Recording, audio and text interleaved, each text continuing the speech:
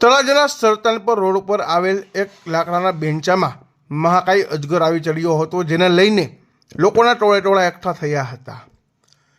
આ અજગરની ફોરેસ્ટ અધિકારીને જાણ કરતા ગણતરીની મિનિટોમાં જ ફોરેસ્ટ સ્ટાફના પ્રદીપભાઈ જંજાલિયા સ્થળ પર આવી પહોંચ્યા હતા અને આ મહાકાય અજગરનું રેસ્ક્યુ કર્યું હતું.